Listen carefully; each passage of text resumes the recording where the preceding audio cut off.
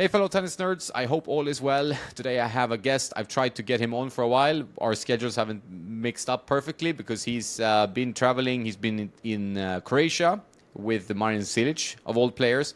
And he's now in Covington, Louisiana, right? So you're back to Yeah. your homestead for the time being. Davor Dekaris from Tennis Haus, huge following and very, very good coach. I have a friend who's very negative about online coaching, but he likes Davor stuff, and that's a sign of. And he's a very good player, so that's a sign of being approved. So how are you Like, today, man?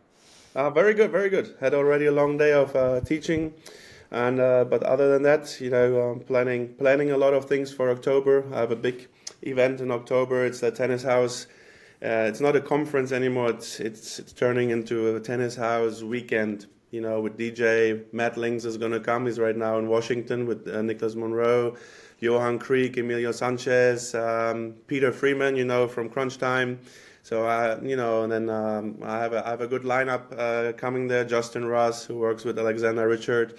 And then I might get Alexander and Ante Pavic here, and then a few more. So it's a big event. A lot of planning started at 6 years ago. So I'm working every day on it until October.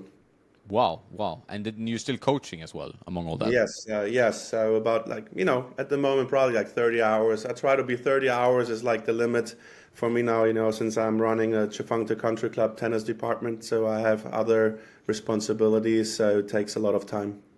And Tchefuncta is in Covington, Louisiana. And how did you end up there? Because I mean, you're Croat from the beginning, and you went to Germany as well, right? You played for Germany for a while, if I'm not mistaken. Yes, so I was born and raised actually in Germany. Both parents are from Croatia. I speak it fluently, and when both parents are from one country, you're raised like that. So I'm raised like a Croatian kid, I think. And then I moved 13 years ago here to Covington, Louisiana, which is about 30 miles north from New Orleans, and yeah. So life brings you in weird places, but in the end, it turned out really, really good here. It's a beautiful facility, nice country club. We have a great golf course, and it's fun running it there. I really enjoy it. Great. And you also have a famous stand-up comedian from Covington, Louisiana, Theo Von. Do you know about him or? Yeah, yeah. Actually, I don't know him personally, but a lot of my friends know him, and I follow him as well. And he's funny. He's a funny guy. Yeah, he has always has very interesting stories from Covington. Growing up in Louisiana, in the poor areas, I would say that's usually how he describes it. Yeah, so you played in Germany. You played as try to become a pro. I guess you were a pro for quite a while. That's right. Other guys, in the online business, like Intuitive, Mr. Intuitive Tennis, Nicola, he played in Germany, and then other guys. So I tried, played like Regionalliga. It's a decent level, number one and two. So I had a lot of friends, who went pro, and I tried, let's say a year and a half, but I wish I would have had a coach who told me just focus on doubles, find a guy that's 6'6", that has good hands, and just try 10 years. I think that would have been the route for me to go, because physically that was the biggest difference. When I went to a tournament, you say in Croatia, we had the satellites at that time. That was around 2000. That's how I met my friend Diego Moyano, who was coaching Coco Golf. He played in the same tournament there. I remember we connected afterwards, and I played pre-qualifying with the 128 draw, and then I went into qualifying, another 128 draw. It's the first clay court tournament season in March, in Croatia. So they're crazy to get a point, and then, you play guys who don't even sweat the play. You lose 2-2, you think you play good. So people underestimate, it's you have to be unbelievably physically fit, and other than that, no chance to do something, and even with the right coaches, the right mentality, maybe I would have been 900, 800 max, but that's it, I know my limits, and I saw those guys, and I respect every single player that's battling there, in the challengers and the futures, and barely make money, and they're fighting their ways through, like I know, like there's so many out there. I hope the prize money thing is going to change one day, because I feel, I could talk years about the prize money, Yeah, I think that is the biggest problem, because it seems like otherwise you at least have some incentive. You can eat the right food, get a proper coach, get Yeah. strength and conditioning. But if you have to live very Spartanly and then also play professional sports, it's a very difficult combination to have. So you need those kind of sponsor or rich parents or something Yes. to help you do the right things while being a pro and going for to win prize money, because all the way up to top 100, it's not so nice with the Yes. prizes. No, it's tough. I remember. Look, I even that like 6-8 months I played, I shared a room with 4 or 5 guys. I slept on the floor. I was happy. I saved 20 euros. So that's people forget about it. So I feel like the countries that have a lot of futures and challengers do a great job. They're going to have it a little bit easier to give wild cards to players, and I feel like if I would have been given like 10 wild cards and 10 futures, I would have won one round and I had but it's over. I like to give my knowledge to the kids. I enjoy that actually more, and it's fun to coach. I love it. Yeah, I think you need to be really passionate, and also you built up a strong following. I don't think you do that if you're not very passionate about coaching. Getting back to your roots a bit, like Croatia Yeah. is a strong tennis nation. Like you have, Pavic, Mektic, Ancic was good, Cilic obviously. So there's many good players. Like, is there a strong tennis culture there for many, many years, or where does it come from, kind of, that you bring out good player after good player? Yeah, when you grow up, like Croatia is still not a rich country. It's like, I will not say poor, but like, the kids, there are certain areas where, you don't have a lot of things and you have to fight for things. And, yeah, they know where they come from. You hear it in the stories with Novak training in the pool and Janko Tipsarevic, and all those things. And I think you just build a certain mentality when you don't have everything, so you have to work for it. So if I compare that a little bit, we have great American players and it's fun to watch now, but still, when you look in the clubs, the kids are in a bubble. The parents try to protect them as much as they can, and you heard that before. And I feel like it's hard to develop that pit bull mentality on the court. And it's possible. Obviously, there are a lot of great kids, but I think it's a little bit easier. And then in Croatia too, there's nothing else. You have only sports. You can't make any. That's like a kind of escape. And I always say to the people, not just in tennis, I'm a different generation. I'm friends. I don't mind. All my friends are Serbian, Bosnian. We all my generation. So me personally, I don't. The older generation always looks at the war and they have a different feeling about it. But I love all my friends from Serbia, and I have so many. We were just one country, and I feel like hopefully the new generations, it's gonna be good that we work together and we do. And look, just imagine in tennis, we would have had Djokovic, we would have Cilic, and soccer, all Modric and all the Serbian players. Look at the basketball, we would have Doncic and Jokic and everyone playing in one team. I mean, the nation. Serbia does an unbelievable job. Montenegro, Slovenia, it's all. Like they want to get out there, and I think the values are still the right way. And things changing too now. Times get different, but it's a total sports nation. Everything that has a ball, that's what they play there. That's true, and I think the mentality is important, because if you sometimes grow up in a pretty wealthy environment and you have like everything you need, you don't build that fighter instinct. And I think you see that even in Novak, as you said, but also other players, that they know how to get it done, and they know that they have to have that mentality to win the matches. Because I mean, tennis it's like UFC with a ball, right? So it's quite a tough sport to compete in. When it comes to American tennis, you alluded to, but how's the tennis vibe where you coach? Like over there, is it like tennis still going strong, or is like pickleball becoming quite a factor? Yeah, pickleball is becoming everywhere big. But no, tennis is very strong still. It's a different. Like in Sweden, I have so many Swedish friends, and Pernfors is a friend of mine. He lives here in Atlanta. Like I think he's in Atlanta area. It's big here. It's just different because we have tennis clubs in Europe where you go there and you can hang out the whole day and play, and it's still different. And the league structure is very strong in Germany, France, Switzerland, Italy. You can. The leagues are very competitive, so we don't have we have the recreational leagues here, which is full. So we have a lot of like ladies and guys playing, which is great. But like on the competitive side, there's a lot of tournaments, but to be really good, it's not easy because you have to belong to a club, either a private club where you pay like $200 monthly membership and then for every lesson, or you're in a country club. And when I grew up, we had those in Germany. We have like I was growing up in Berlin, so the federation gave me 3 times a week training, and then in my club, because they want you to play later, there was a Regionalliga.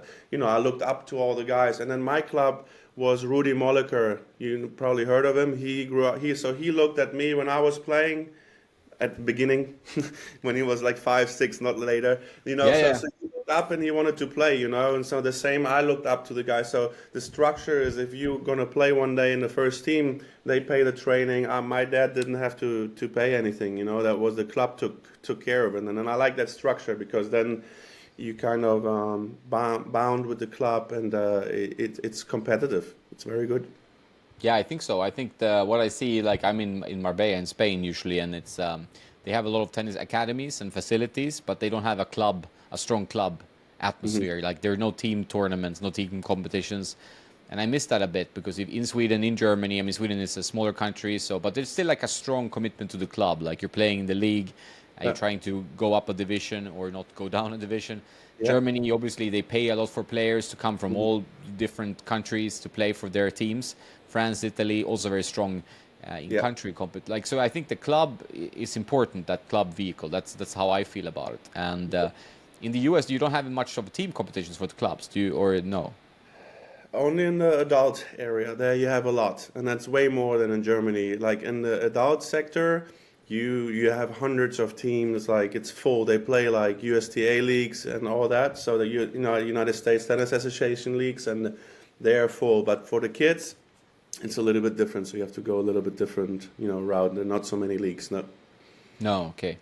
For you, when you coach, do you find it most interesting to coach like complete beginners, kids, or like do you like working with more competitive players who want to go like pro or play like high-level junior tennis?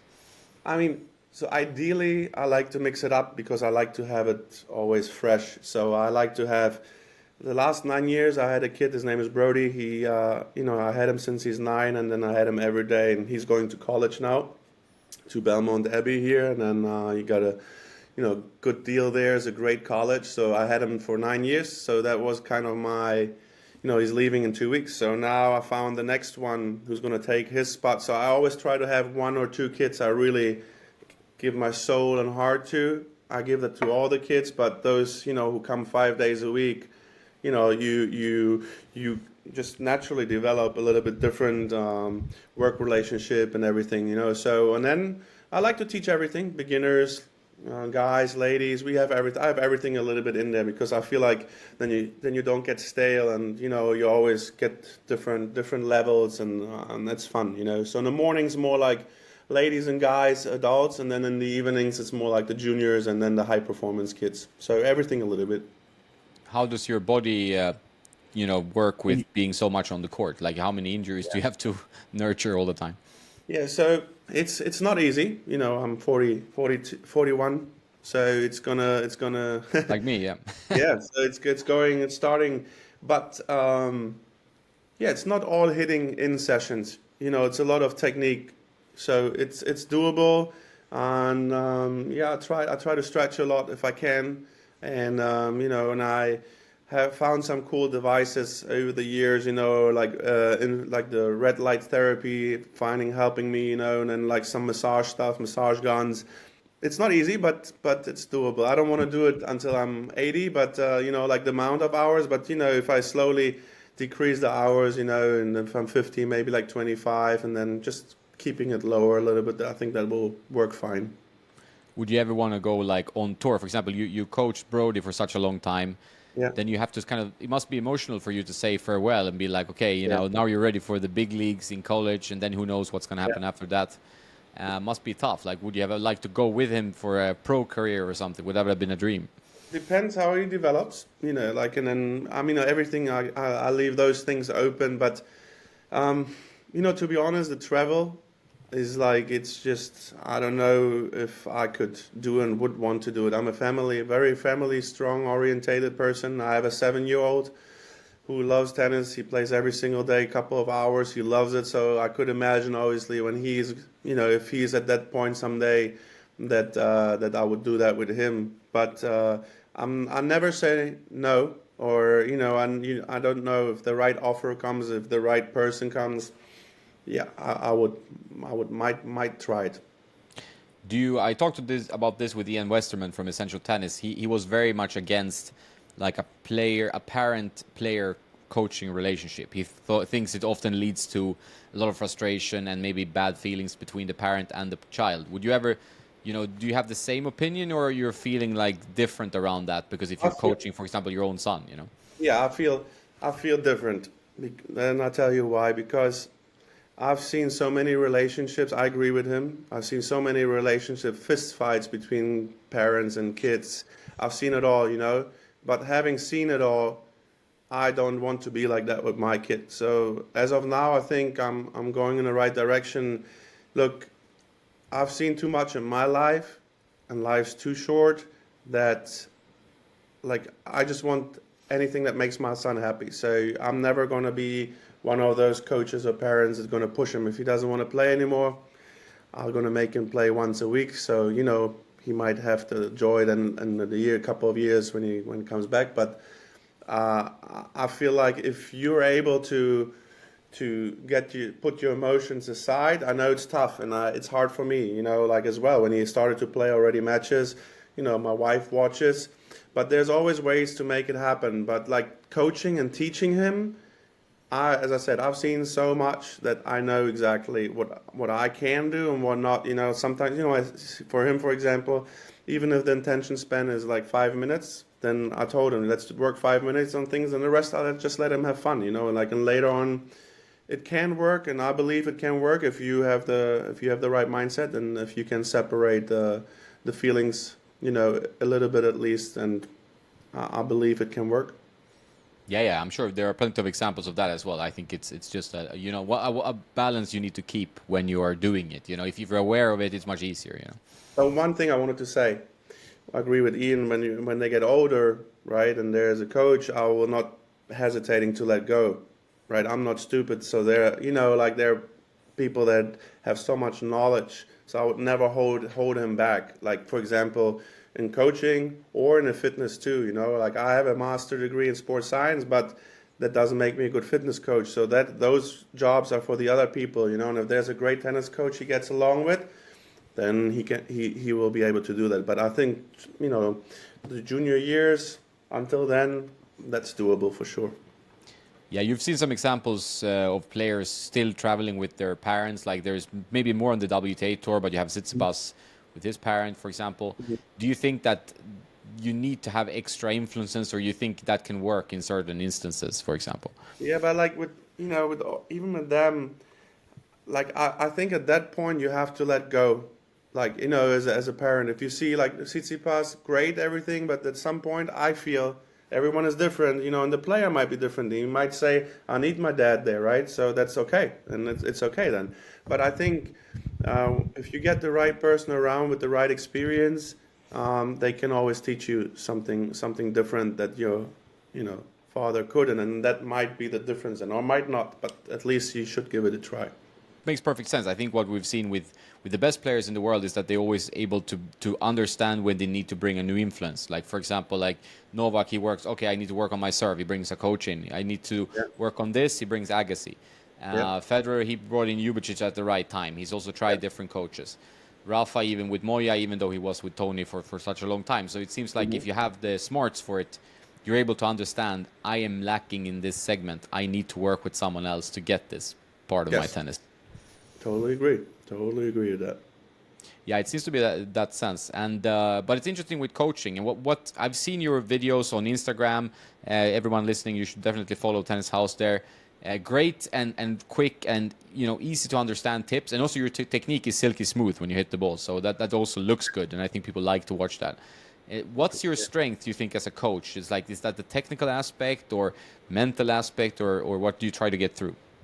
So for me personally, it's always hard to judge yourself, but I think one thing through my academical career, like, I have a master degree in sports science, and there's a lot of didactic and pedagogic in there, and how you have to, I was supposed to be a teacher in Germany in school. That's what I studied for, and you learn a lot about classroom management, how to manage a lot of kids, how those approaches work, and I feel like I have a good understanding technically. You don't have to tell a kid when you teach kids, for example, oh yeah, when you serve, you pronate and long axis shoulder pronation. They're like 8, 9. I don't need to say that. So I feel like if you can make something that's like sounds so complicated, and you can bring it into easy pictures for the students, and you have many draws you can pull from, because every kid is different.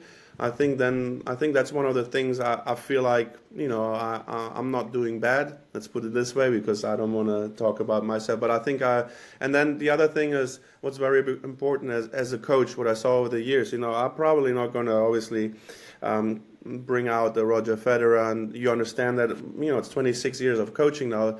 The biggest success for me as a coach is if you get a kid and you change their lives in a good sense. Like I had students who were insecure, who were maybe, were bullied, maybe had some too much weight, all those things. And then when you see them, that's so satisfying when they go and they're like 18 and go off either to college, or they look great, they have confidence, those are the things that's 100 times more important than any trophies or medals. I saw that quickly in my teaching career. I try to develop a kid that fits into society and contributes good to society, with well-mannered, good values. And if I do that, I'm already happy. And obviously they have to be able to play a little bit tennis, otherwise I didn't do my job. But like that's the most important, so definitely saw that early on in my career.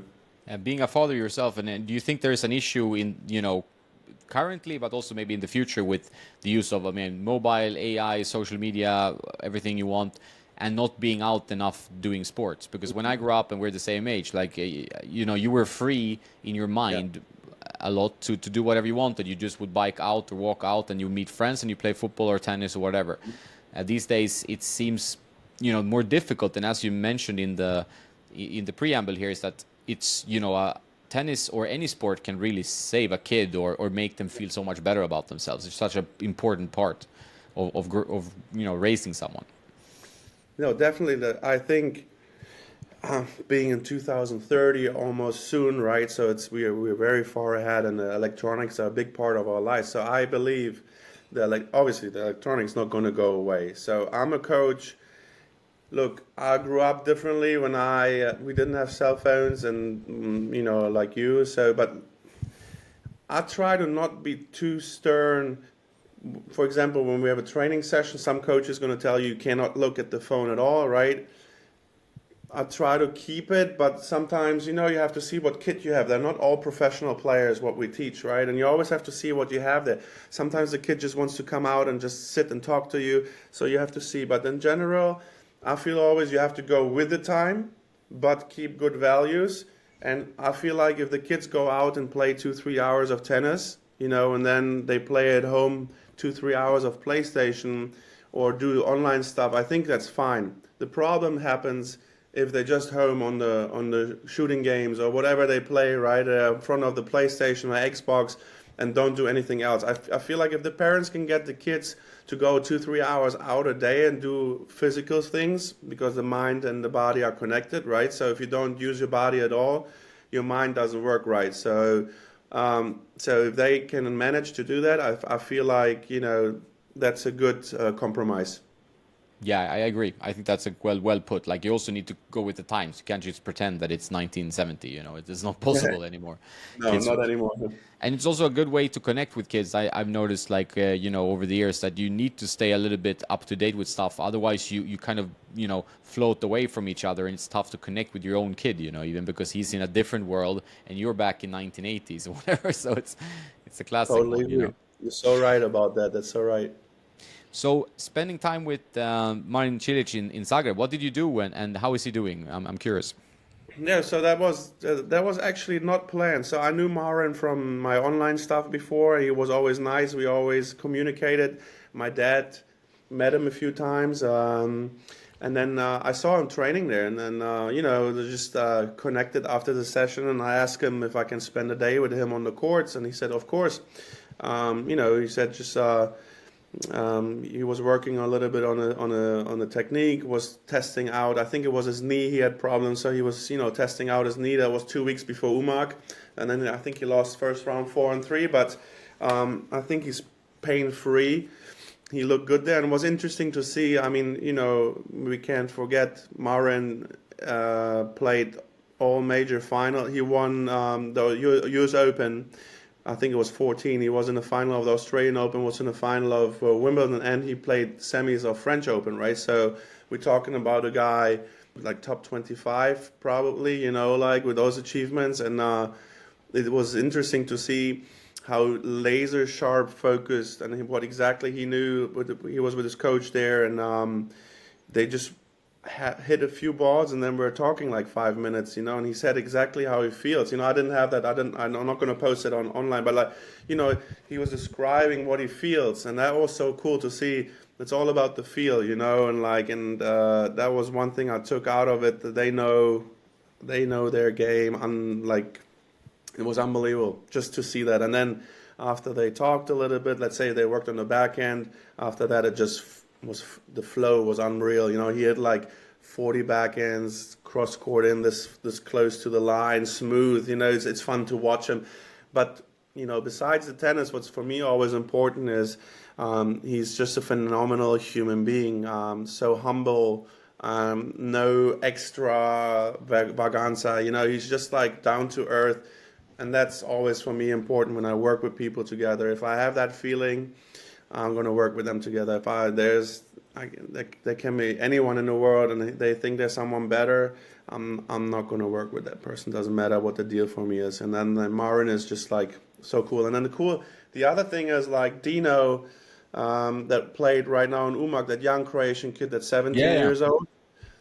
He was training next to Marin. So in Zagreb, what's cool about there is that Zagreb has a HTK Zagreb. It's a tennis club there, and all of the guys train there from Chorich. They always, when they're in Zagreb, train there. So that's cool for the young guys to see like Marin training next to you.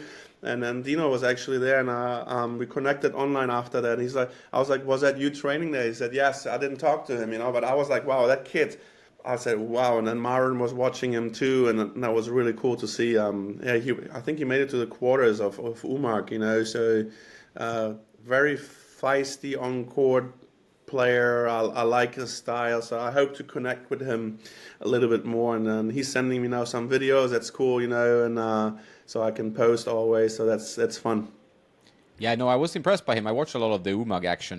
My father is tennis obsessed, so it helps. Yeah. Or sometimes it's too much tennis, but that's another story. But it's like, so I saw he was very energetic. Like usually when you see young players, it's easy to overhype them. But he looked very steady for his young age, like very mentally ready to go for it. Quite mature as a player, and that's usually a very good sign at this age, because you can have a lot of shots, but then you break down mentally, or you have other issues that usually would be a problem your whole career. It's like, but if you have the maturity, I think he has a very good potential. That's he looks great. I agree with you. Very mature guy. I found it interesting also that you pointed out the practice, because I've been to a few Novak's practices. He's here in Marbella. We have mutual friends and stuff.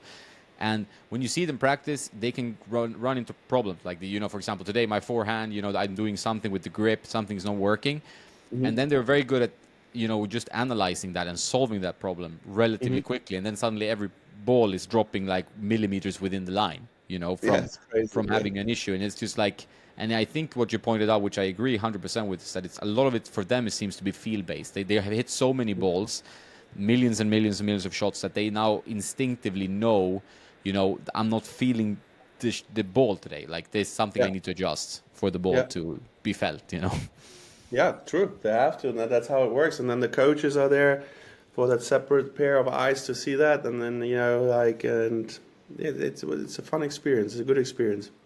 Yeah, I think watching practice is something I can recommend if people are around tournaments or clubs where there are like high level pros. It's really good to watch a practice, so even just for like 15 minutes or whatever. But it's like you learn quite a lot yourself. Yeah, and then for the kids especially too, with the intensity, they think they're training hard, but they didn't see a lot of times. So that's always fun for them to see. No, for sure. That's 100%. When you're training with kids or intermediates, what you're doing at your club, what's kind of a common problem you see? Like, is there something that you see pop up over and over again? Whether it's injuries or whether it's like a technical problem that is like very common. Serve, like, waiter position, any level, even the kids, they drop the racket too early and they can't hold it up here, and then when the ball starts to fall down, then going in here. So on the serve a lot, and running on the forehand, running too close to the forehand, or backhand, doesn't matter, getting too close to the balls, and forehand grip on the volleys, so they can hit low volleys really good. Overhead look, I don't want. There's a lot of things, but like definitely serve is the most, like 98% of the people like have trouble with the serve because they don't understand the dynamics. And then we have a great guy here in the U.S., Dr. Mark Kovacs, who does an amazing job. Good friend of mine. I learned a lot from him. He has those 8 stages of serve. I tell everyone, it's like it's important to understand that, but like most common things, running into the ball, not judging the height and the spins of the ball good. And I feel like strategy, a lot of players just want to play points out. They don't want to listen to strategy, and tactics. And so I feel like, in doubles, they could certainly learn more if they would listen a little bit more, like with court positioning, where to hit after you hit a ball, where to close in, and all those good things. But other than that, I think they're having fun and they're all doing well. It's all good. Yeah, I think that's the most important part, and I think that's what we're seeing with that. We want more people to go to the clubs, like whether they are great players or mediocre players. What is kind of the percentage of singles and doubles you see? Do you see a lot of doubles? Like, do most veterans want to play doubles, for example? That's totally different here in the U.S. That's a cool thing for me. Just want to point that out. I love that I coached about 12 years in Germany, and then I'm now coaching about 13 years in the U.S. So totally different. Europe is singles based still. You don't have clinics and all these things. Everybody wants to play singles, but they missing out of the joy of doubles. When I was younger, I wish I would have seen doubles. Doubles is art. If you understand the geometrics of the court and all that's part of it, you have so much fun playing doubles. There's so much in doubles, and you can learn so much, and it improves the singles game. Obviously, coming to the net, I try to go. Like usually, guys run up to the net a lot, and I feel like, the one or the other girl I'm teaching, I'm insisting. Obviously, when I have the girls slice, drop shots, good hands, like Ons has, and Barty had, and coming to the net, and then I just that's for me a big part, like coming to the net and learning, and you learn that from doubles. So that's why a lot of players, when they play satellites, they play doubles as well. Not just prize money is not so much there, but like getting the hands and coming in, I feel it's a good practice. Yeah, and also it's becoming kind of a viable career choice if the singles career doesn't work out. I mean, you mentioned it in earlier, like if that was more of a kind of obvious route for a lot of people, I think they would go for it because Yes. you can then specialize, and you don't have to be quite as strong as a singles player, and you can specialize on playing in a team. Some players perform much better in a team and not so well on their own because the pressure of their head, like I mean, even Nick Kyrgios could be argued that he's playing better when he plays doubles at some point. Yeah, definitely. So, and also, but if you train it earlier, you will get an understanding of that, and that will be an option. But if you don't play any doubles, then it's a problem, right? So it's a problem, yes. And you can see the guys that play together for years, and then you have 2 singles players out of 10 matches. The doubles player is going to win 8. Let's say they're almost, so that makes a big difference. They know where to move, they know what the other guy is doing, and but it's fun. It's fun. Doubles, I love doubles. I fell in love as soon as I moved here. I love doubles. yeah, and also you can kind of bridge a little bit of level difference if you have like 2 uneven teams. You can try to mix that up a little bit, and I think also that's why we've seen a rise of. I mean, there's paddle in Europe and there's pickleball in the States because it's like always doubles most of the. I mean, we'll say 90% of the time in those sports, right? Yeah, and it's a social sport, and it's hanging out, and it's quick to pick up, right? Tennis, takes a long time to play decent, right? So yeah, quick to pick up. And people always ask me like with pickleball here, but I don't mind it as long as they don't take any tennis courts away for it. If they build their own things, I support it. But like I have a problem when they start tearing the tennis courts down. But look, I always say, look at the Wimbledon final, Alcaraz against Novak, right? That's never going to happen in pickleball, that the people are watching it and that you have those things, that was a special moment of history. Like if you watch a pickleball match, it's going to be a pickleball match. It's not going to be Novak against Alcaraz or something. But I feel like it's interesting for people who just want to pick up something quickly and just want to play after work a little bit, something fun with some others. So I don't mind it. No, I'm the same opinion. I don't mind anything that doesn't really like go out and kind of cannibalize of tennis. And I also think, in a way, that it becomes like an entry to tennis, right? Because like it's so easy. You start easy. Paddle is a little bit more difficult, but it's still easier than tennis. And once you maybe are tired of that, or you maybe reach a ceiling in your development or in the fun you can have, then tennis also opens the door to singles, which you don't have in those sports as commonly, So it's like, it could be an entry drug into the real drug, which is tennis, Yeah, no, agreed. Yeah. And I had actually something interesting. I had a lady the other day who never played tennis before. She started with pickleball. So I'm going to make a video on YouTube about that, what I saw, like in the technique. And that was quite interesting, like when for example, she came, there was no follow through, she stopped every time here. I never thought about if someone comes and starts with pickleball, how it's going to look like when they play tennis. So that was actually a great experience. So that's going to be one of my next videos on YouTube. Yeah, I think that's a very good video, and it's also a problem that's going to be somewhat common probably, and it's not tackled as far as I've seen.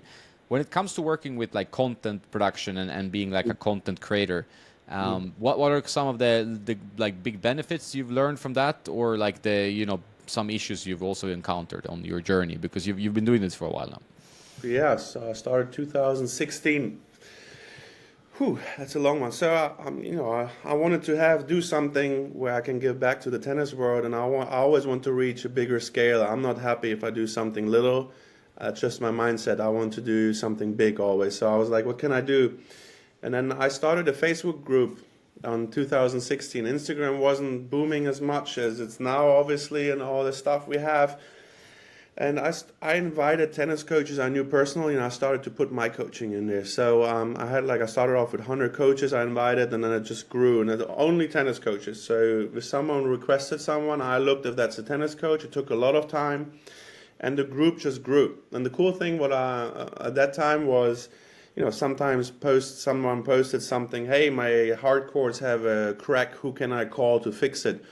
And that was I was like, wow, there were like 12 different phone numbers and suggestions within 10 minutes. I was like, well, I can use that group, to help people. So I had so many coaches at the beginning when I was really involved in that group, I need accommodation or something for my plays a future. And then coaches that didn't see each other in years connected, and it was crazy what you can do with that. So that was my idea, to give back, and the group was great. And then Facebook, I think it was 2018-ish, 19, you invited 5 friends, they started to block you because you're a robot. So Facebook, was like really going down at that time. And I was like, what, I have to do something else. I didn't tap into the YouTube market yet because I don't know.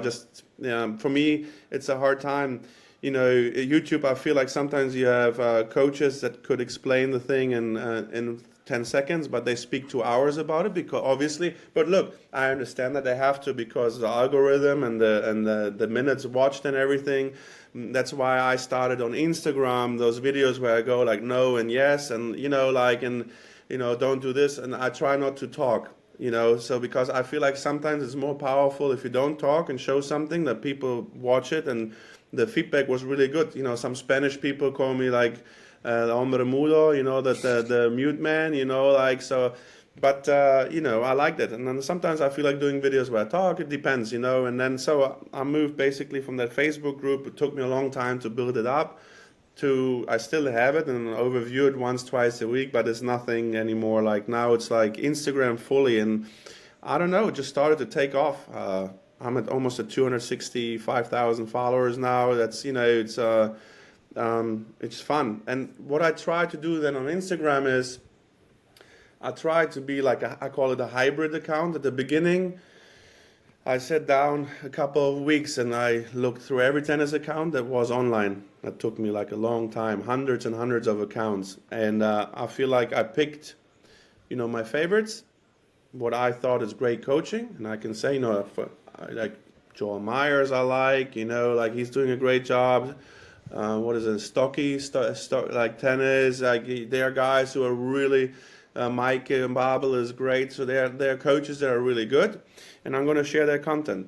So I was like, I asked everyone for permission, they give me permission, and then I was like at the beginning, I was sharing probably 80% of other people's content, and I put 20 on there. Then the bonus came with Reels bonus, right? So, when it's getting into the money or when you get a little bit there, it was all my stuff. So I didn't share anything with the bonus. Or when I shared, I didn't put the bonus on because it's not my video. So, so I started to shoot like hundreds of videos. So, and then now it's like a mixture, like I have a guy from Croatia, Timotej, that does those amazing Croatian picture videos.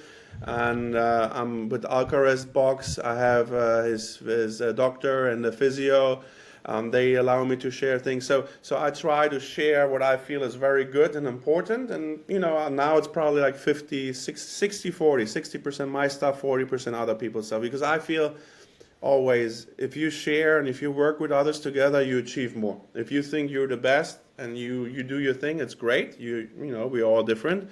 But I believe that the pot is very big, and as more exposure the good guys get, as better for the tennis world, So that's why I don't mind sharing. I don't have to be the best coach in the world, and I'm not. There are many guys out there that are great and better, but I like to learn from all of them, and that's my philosophy. Sharing is caring, and you will always be on the upper end if you share. That's just the way it is. No, I agree. I think that's also more of a community mindset, which I think exists pretty well in tennis. Is that, Yeah. the whole idea with the podcast is also to kind of highlight people that I like and respect and want to talk to because I'm interested in them. It's not really about me; it's about like other people. So I think that's a good philosophy, and I think more people should try to take that philosophy. It's good to be like spreading what you think is good, whatever it is, and Yes. and not be so too self-obsessed. I think generally in this society can be hard, but it's a good philosophy to have. That's true. So your workload, like, okay, you have content going on, you're doing 25, 30 hours a week or more, and you are also director of tennis. What does that entail besides the Tennis House event? Court maintenance, managing my tennis pros, all of that. So I cut and do all my videos. I know you did with Nicola the podcast. It's hard for us to give that to someone because they can't recreate it the way we want it. That's the problem about it. I wouldn't mind if someone has my ideas and everything. So yeah, so for me, I picked one software I'm working with, on the phone. It's an app. And since 7 years, I can cut a video just in a couple of seconds, like I just do it blind. And so what I try to do is, obviously we only have 24 hours a day, and I'm happy about it because then if it would be more, I would get more done, but I would die probably sooner.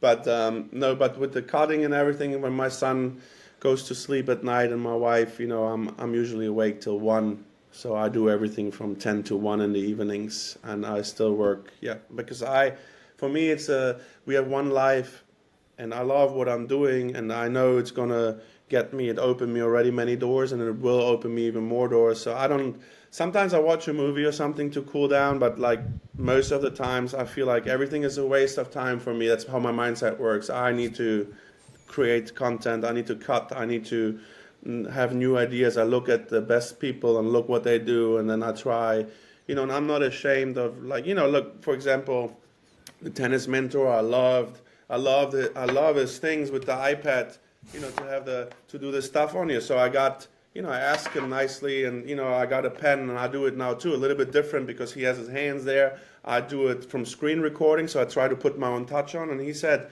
too. I appreciate you were asking me, and I like what you do. It's like I said, you learn from the guys that do a great job, and yeah, so it's very time consuming. But if you don't have passion for it, it wouldn't be possible for sure. But I love that. Because family is the most important, but that's my second most important thing, and I just love doing it. Now I try to conquer the YouTube market. No, it's not going to conquer. No, but like I think this is the toughest platform, YouTube. If you did not start 8-9 years ago, that's sometimes I wish I would have started 2012, 13. You have all those guys in there that started early, because the long content is not easy, right? So and I feel like the algorithm, obviously, when you started early and you have your followers, they always put, top tennis coaching on there. Nicola is on there, 2-minute tennis is on there. All those guys, the algorithm puts it up, so it's hard to break through. But I feel like, the thumbnail and all those things got easier now. I feel like I got this, and now my videos, it's I always tell people, never stop. Like 5 months ago, I had 100 views on every video. I couldn't get more. But now I'm at 1,500 per video on average. So I know in 2 years I'm going to be at 50. They have to understand you cannot stop one single day. And that's the hardest part about when you ask me like the online stuff. Every single day, there's no stop. If you stop, and then 98% of the people stop because they don't see success, but you need to do it every single day. And at one day, like it happened with Instagram, I had 1,000 followers a day for like 2 months. I was gaining, I was like, whoa, what's happening? And that's fun to see then, and that's what you're working for, Yeah, no, I think we all share that passion. It's same with Ashley that I know from Tennis Mentor as well, Yeah, and, actually, yeah. and a lot of people I'm talking to is that they're all very passionate. They want to do it, but it comes from some kind of like giving back. But it's also fun to obviously grow and have better reach. But Yeah. you need to conquer the algorithm, and you need to be at it every day. I don't take days off either, because it's impossible. Like you can't just sit and do nothing, because I know I have editing. I know I have, I'm on court almost every day as well. So it's like, you keep grinding. That's the only way to do it. There's no shortcuts really. The only way in the online world, you have to do it. It's like a second marriage, basically.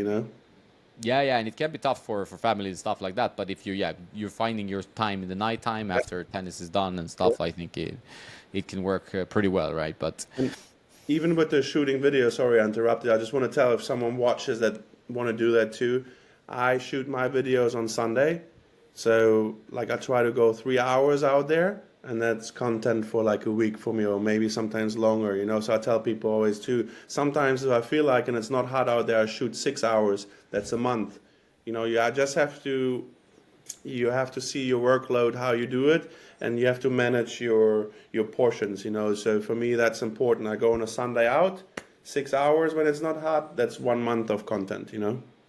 do you script it out before carefully? Like, do you have to write down all your ideas, or do you do a lot of like inspirational stuff when you're on the court? Like, you come up with ideas. How do your like ideation process work? So what I do usually is when I'm teaching and I see something my students do, some of the students I'm in the videos, but some not, I write immediately down what I saw, so that gives me good ideas about the videos.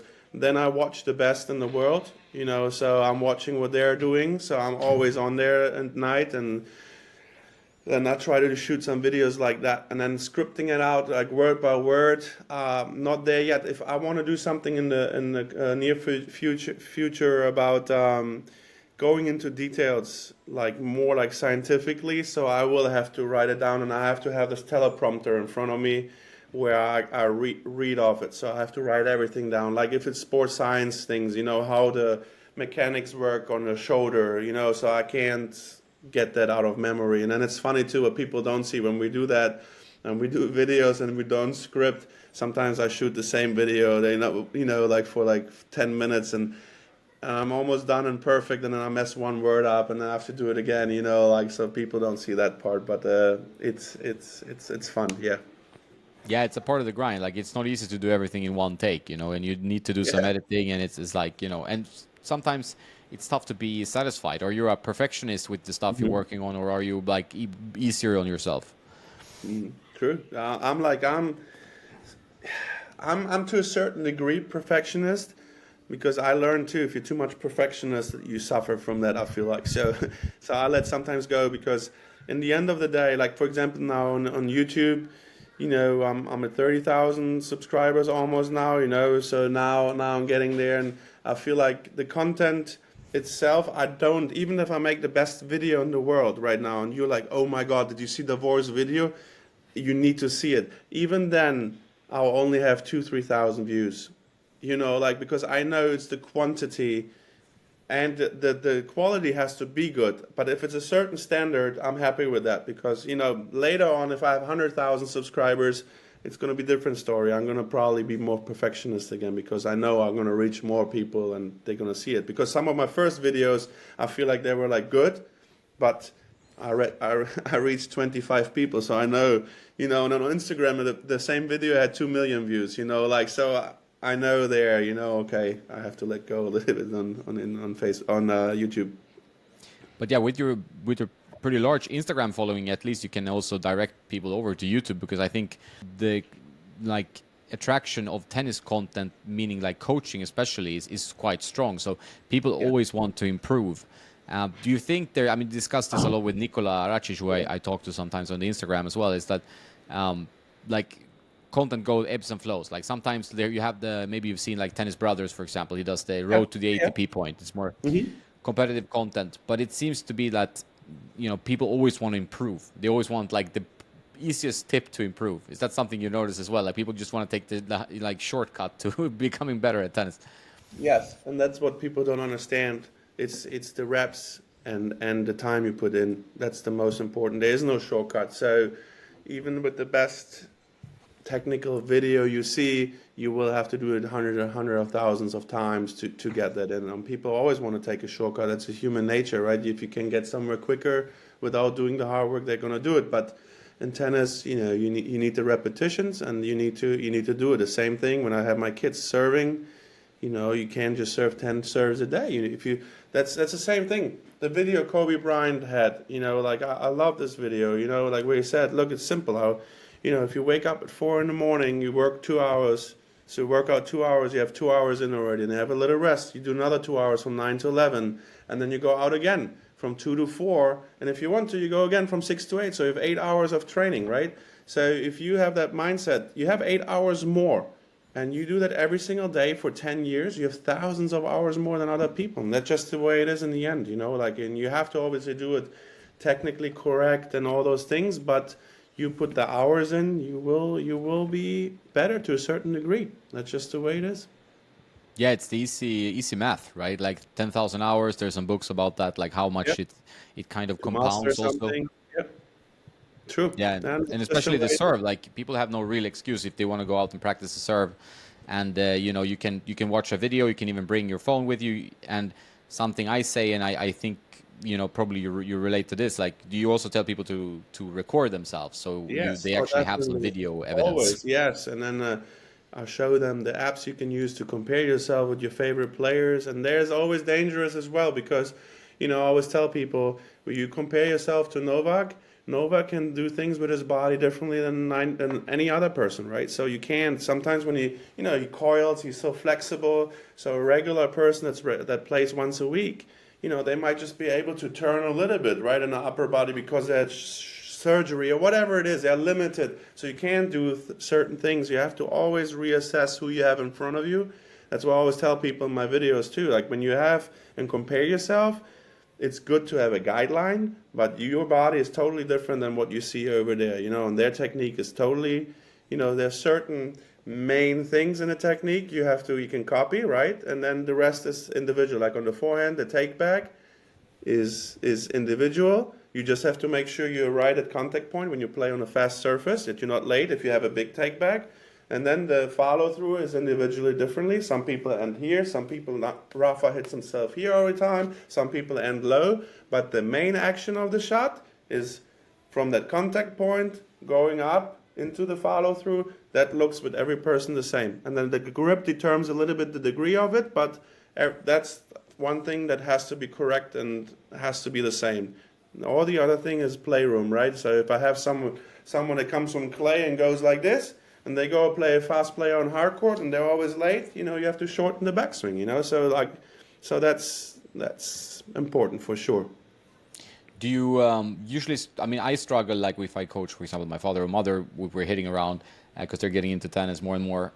To give them just fewer advice. Like I get overload, right? I give maybe I think of I'm not a trained coach. Like I give maybe 5-6 tips of like bend your knees, do this, and then obviously you learn the process. Is that something you think about? Like that's easy to give too much, like how to connect Yeah, with your. definitely, and we all have done that, right? But with the years, you just learn. Like I try to find the main root of the problem. Like for example, like on the serve.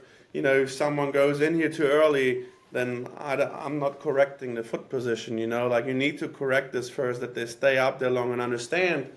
When they toss the ball up, that some people, when they serve, they toss up and chase the ball immediately while the ball goes up. They try to hit it too. Like those little things. If you have to fix the main thing, and then it's like a puzzle. But I try to pick always when I see something what I think is most important in the kinetic chain of the shot. I feel like I try to always pick the root of the mistake, and then I go and put it together. Yeah, I think that's the right way to do it. When it comes to gear, I mean, like I've been doing a lot of gear reviews. That's kind of my I main. love, yeah, no, I love that. By the way, so just to hold your thought. Like I just, before I knew your account exists, and I saw it sometimes. But then I don't know where I saw you with Nikola because Nikola and I, we're both Croatians, and I was like, man, that's fun. Nikola is amazing, and then you two had such a great talk. I was like, that's when I started to follow you. And a friend requested you, and then I watched a few episodes. I love the gear stuff, and I want to do that's something too. I want to improve as well. So I'm trying to start doing some more gear things too, because that's gonna open more doors with other businesses. So you can't make yourself and shrink yourself into teaching. You need to expand, So I'm gonna learn a lot from your videos, for example. I just wanted to point that out. That's good. I'm happy to hear that. But do you feel like sometimes like I can get tired of that? So I like doing the podcast, or I'm doing, traveling to tournaments and doing the kind of journalistic stuff that I was trained as in university. But do you sometimes find that people try to find the solution in the racket? Like, do you get a lot of questions about gear when you're coaching, for example? Yes, that's right. They always ask you, "Oh, I need a racket." They want, ideally, they want the racket to play itself, right? Yeah. And they're hoping probably too, hopefully technology. That, I keep it basic when we talk about rackets. I try to explain them the basic things. And I feel like, I listen to many podcasts from good people. If the beam is thicker, you have more power, right? If the beam is thinner, you have more control, right? And you go to strings. If you string lower, you can hit the ball faster. If you string a little bit tighter, you're probably going to have more control. Your swing speed is the most important. It's not the force, it's the racket speed you create, right? It's like, what is it? M is like V times, whatever. So it's the speed you accelerate. That's why you can see kids hitting so fast, because some kids have it where they can look like a stick, but they can accelerate the racket fast. And then basic things with the racket weight, I try to tell them, obviously when, if the racket is too light, you use too much of the arm, right? It has to do something for you as well. And then you have to see if you have like, girls or boys and all the weight stuff. But I keep it basic, and I try for them to make them understand it's not the racket. What I do though is, I know that the Babolat racket is, I recommend that, like the Pure Drive, for example, those things more for girls, and the guys more like, like the other stuff, like I don't know what it's called, the Alcaraz racket, like. Yeah, the 98, yeah. Yeah, well, if you have a head racket, I've been with head for many years now. Like the Radical is great, and I played the racket when I was younger. But the Prestige, for example, I wouldn't give a Prestige Classic or a Prestige to a 13-year-old girl, So those things I try to tell them. And I like I'm gonna watch so many of your videos as well. Because learning it's important to me. You had great guys on our podcast, and I know Fabio helped me at the beginning. Then he saw I'm getting bigger, and no, I'm just kidding. No, but Fabio's a great guy. Fabio helped me a lot. He does great podcasts, and so there's a lot of things to learn about gear. So I think that's cool. Yeah, I think it's an interesting topic because, like, I've done it for so long, so I almost get tired of it. Then it's fun, like when I sometimes have pros asking me, if I'm an ATP event, like, can I ask you questions? Can we go for dinner and stuff like that? And Hmm. that's fun because that's, you know, changing grams or changing tension with something, or opening up the string pattern, asking Wilson to fix the string pattern or whatever. But then Hmm. for the recreational player, a lot of that stuff I get is that people get too obsessed with it. So it's also like a double-edged sword where you feel like, like you said, the basics are the most important part. Find something that you're happy with, Yeah. and don't string it too tight usually, because that can lead to a little bit of elbow issues. And then you just Hmm. play tennis, and hopefully you put the money, instead of buying all the new rackets, you pay for good coaching, and I think you will improve Yes. as a player, right? No, I agree. I agree with that with you for sure. And then it doesn't even have to be. I always tell people too, like, when you have someone who wants to get really good, lessons are important. But I always tell people too, like, for example, I could teach 70 hours a week. I have this limited time, right? But I tell them, look, see me half an hour a week. You don't have to come 3 times. See me half an hour. Use a ball machine. Use the wall. Play matches. But the fundamentals, that are the most important. So if I have a new guy that never played or a lady, I always try in the first 8 hours, I try to give them the fundamentals on every stroke. And then if they do it right, they have to go on the ball machine, play with friends. I don't want to see them anymore. Maybe once a week to maintain it, but they don't have to spend thousands of dollars because they need to learn on their own intrinsically. They have to go out there and play. So Do you think sometimes there's a reluctance to play competitive matches? Like, people are a bit afraid of that kind of tension that tennis can bring if you play, especially singles. yeah, I think definitely. Like, they have a lot of respect to go out there in singles and doubles as well. Like, it's a league match. They're getting nervous, and then what happens too? How often did you hear in your coaching? Oh, in training I play so good, and then I go in a match, but I tell them, because the only thing that works for me, that I tell them, is, if you have a practice match, they do that in practice matches too. They don't play their real tennis. They do it in a training session. No one is gonna be eating you when you try something, or like the good players will try, and you will stay your level if you don't try. If you always get back to pushing like this, you will never be able to hit through. And you hit through maybe for 2-3 weeks, and then it's gonna work. You're gonna feel better, like. But the fear is there, and I feel like it's a social thing. The fear to lose, the fear to look bad in front of others. People always think too much about others. I learned that too, like, just off topic. I don't care what people think about me. I try to be the best version of me. I try to respect everyone how I would like to be respected. And, and that's it. That's all you can do. If you think too much about the others, it's not gonna work. No, it's the southern mentality. I like it. I'm the same. Like, you can't overthink what other people think, because then you can never No. control it 100% either. You don't want to change your way of being, just because what other people think. So, and that's very important also. Do you ever have any trolls or anything that piss you off on Instagram or stuff like that? Do you get any nasty I'm not gonna say messages? any. Oh no, actually, with that, like with Nicola, I don't have that problem, because I always try to be like Switzerland. Like, I try to be neutral. I'm not. I feel like, I don't know. I saw that too. That when you guys were talking, I know. I block a lot. Obviously, the system works better, but I never got any.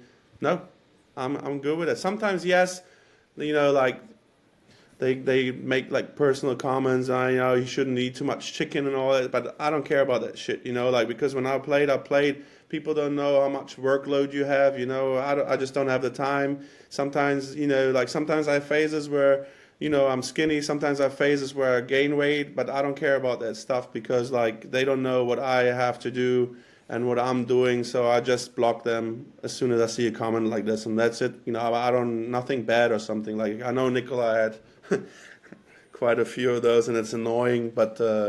But those guys usually, I always tell them, just post something by yourself and see how that goes. Don't judge others. Like, and I always say too, like, when you watch those videos, like, sometimes it's misunderstood things as well. You can't put everything in the video. Look, if you like Muratoglu or not, I respect him for what he did. But sometimes, when he teaches things, he just expresses it different, but it touches this. Like, for example, like, some people had problems with when he did the frisbee thing. You don't hit a backhand like this. Yes, you don't hit a backhand like this. But when you go to contact, and the moment when you feel that ball a second, that might actually help to be looser a little bit and go through. You're not hitting out of the wrist. You're still following through, but it's like it's a little, and that's where I feel like people are picking too much, like on those things, because you don't know the whole context. And yeah, some things might not be right as well, but I don't have to go in there and write that to that person. I know that for myself, and I don't need to make a comment or like be mean or something about something. No, and usually these people kind of get bored of being that kind of person anyway, right? It's just troll behavior, and I think just forget and just block and leave them. I think it seems to be the best policy. Yeah, and then discussion doesn't help in any, like in real life as well. Like just like let them write what they want and block, and like that's it. Life's too short. Like I cannot. But I'm good. I actually really never had anything bad. So thank you guys. I appreciate that. Yeah, no, I've been pretty saved as well. I usually have a pretty loving community, which is good. But sometimes you have it, but generally okay compared to other niches. When it comes to, you have busy days. Do you ever have time to watch any pro tennis at all, or? Yeah, I like to. Yeah, the majors I like to watch, and I always try to at night and watch a little bit. And when I was a little bit younger, I was like crazy recording the matches and then going and watching all the strokes from Novak.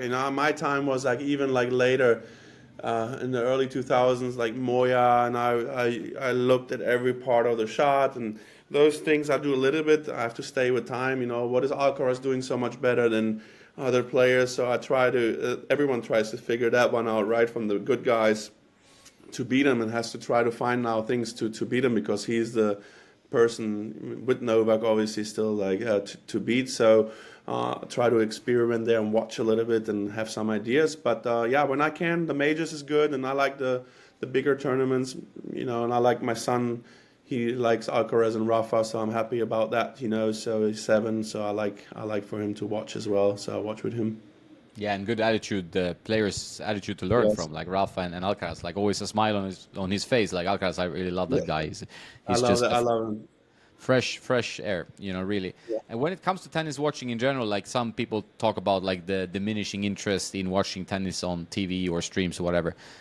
Is that your feeling as well, that tennis needs to change something? You were talking about Muratoglu previously. He's trying this UTS, and stuff like Yeah. that. My opinion, my 2 cents on that is like the thing, the event looked like fun, and I think the players had fun. But for me, I like the traditional way of playing, So I think a lot of my friends as well. They I just enjoy the way it is, and yeah, that's maybe fun to watch one time, but I don't think it has future to be like taking most part of the year or something. But it's fun entertainment. And I think that should be in the calendar as well. And nothing against it. I think the players had fun. They looked like they were laughing and enjoying themselves out there. But for like a tennis fan, nothing. Look, as I said earlier, Novak against Alcaraz. There's speechless still. There was so much intensity, fun to watch. It had everything. So I don't think there needs to be anything to change there. Completely agree.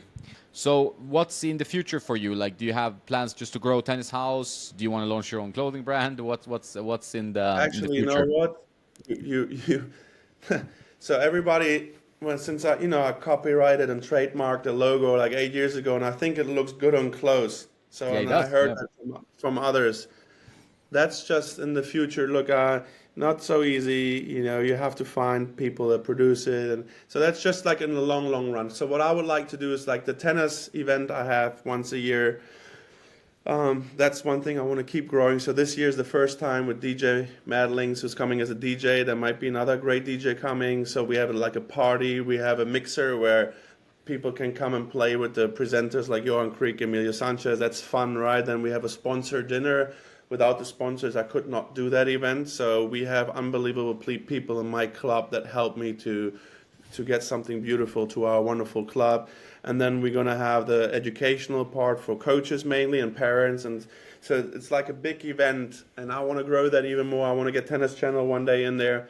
So that's fun doing, and I would like to go, since my son is almost 8, I can go a little bit more to tournaments again. I have, like, Cilic plays out there, my Croatian guys, they all play, and Laszlo, like, Laszlo, Jerry, Laovic, all the Serbian guys. My friend Petar, who's with Mutet, like, Mr. Spine, he's with him. So I have a lot of friends who are on tour still, and I would love to watch a little bit more. So I try the best to get to the US Open. I did a mistake with Wimbledon. I didn't know that the players only have 2 accreditations, at least the regular players. So I couldn't, unfortunately, get in. But I know the US Open is different, so I'm going to get in there because they have way more accreditations, the players. So yeah, some traveling a little bit more, and with working more closely with the brands, and do like product stuff on YouTube and grow my YouTube. But as I said, my job is my first thing that will not change. I'll keep it that way because I love what I do, and what I can do aside of that, I will, and that's going to be the Tennis House stuff. Awesome. Well, I thank you very much for the conversation. Really enjoyed it.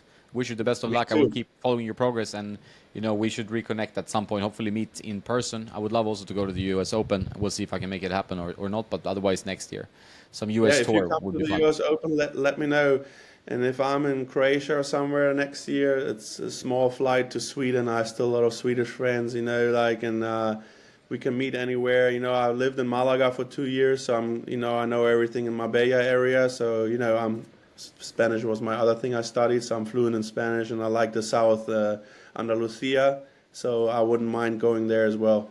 That's cool. Yeah, that's where I'm based. So that would be great. Yeah, and I've heard that the UMAG event is pretty nice to go Oh to. yeah, it's beautiful. We could go. Yeah, definitely. We can do something together maybe the next year. I would love Yeah, to. yeah, that would be great. Well, thanks, Okay. Davor. I wish the best of luck with your day, and we keep in Thank touch. you. Thank you so much. It was awesome. Thank you. Thank you, man.